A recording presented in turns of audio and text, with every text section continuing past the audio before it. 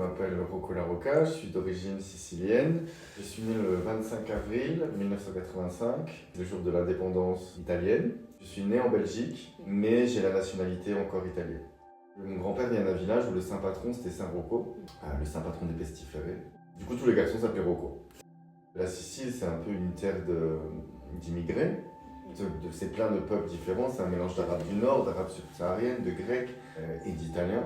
Les Italiens, ils nous appellent les sales. Le fascisme a fait que mon grand-père, il a été vendu 50 kilos de charbon. Autant d'hommes italiens pour autant de kilos de charbon. C'était ça la monnaie d'échange. L'histoire des mines, on n'en parle pas à l'école en Belgique. La commémoration dit les gentils mineurs. Non, c'est du bétail que vous avez envoyé au fond d'un trou. L'époque des charbonnages, c'était l'âge d'or de la francophonie, donc elle était blindée. Sauf que l'industrie du charbon s'est effondrée. T'as fait ton beurre sur des cadavres, tu t'attendais à quoi? Dans ma famille, on en parle, il faut pas oublier. Les Belges nous ont exploités. Bon, moi, je suis né après les mines. On vivait dans des cités, entre guillemets. C'était les maisons de mineurs. Du coup, il y avait une communauté dans le pays. Et ça se répercutait dans on appelait ça les cercles italiens. Donc c'était des cafés pour les Italiens. Du coup, cette communauté continuait à vivre, c'est comme s'il y avait un petit village, au final, dans la Belgique, qui ne se mélangeait pas trop. Malgré que les parents nous parlaient en français dans une volonté de s'intégrer, mais eux, par contre, entre eux, parlaient italien. Ma grand-mère s'est retrouvée veuve un an après qu'elle soit arrivée, et c'est le patron du syndicat italien qui lui a trouvé un travail.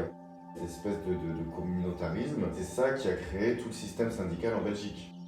Après, dans la famille, tous les dimanches, ça commençait après la messe. Donc tout le monde arrivait à midi et ça finissait jusqu'à 9h le soir. On se réunissait, on mangeait toute la journée, on jouait aux cartes, avec le jeu de cartes italien. Ça restera mes plus beaux souvenirs.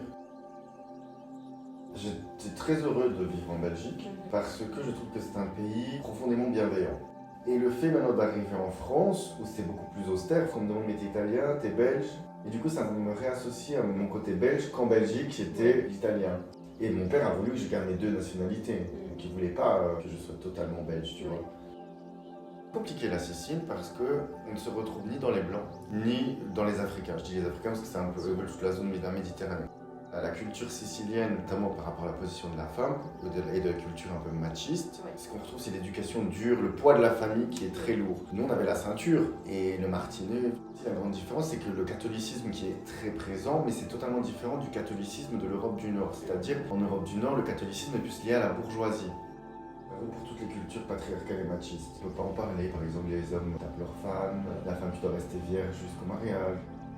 Mon grand-père qui est décédé jeune, du coup mon père a pris la place, mais il a pris la place parce que c'était un homme, alors que peut-être si on avait laissé la place à ses sœurs, peut-être qu'elles auraient pu être de meilleurs chefs. L'hétéronorme en fait au final, c'est comme ça, et le reste ça existe, mais on n'en parle pas.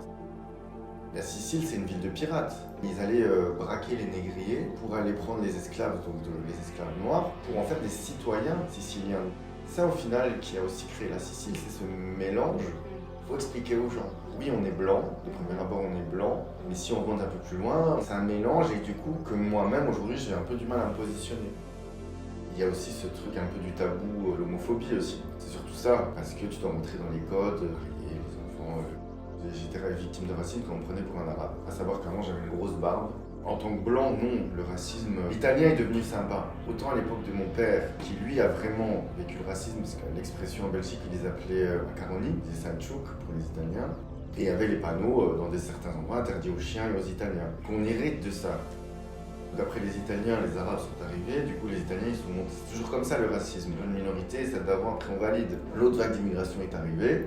Les Italiens, au final ils étaient blancs et ils étaient catholiques, donc au final, why not? Et après du coup c'était l'islamophobie, etc. Autant un peu, tu vois, la fétichisation qu'il peut avoir à l'heure d'aujourd'hui sur le mec arabe ou la famille arabe, là, dans les années 80, tu l'avais sur les Italiens, notamment avec Aldo Machon, Rocco et ses frères, Claudia Cardinal, la femme joviale, cette femme grande gueule, pulpeuse, et l'italien, c'était un beau parleur, c'était une fétichisation.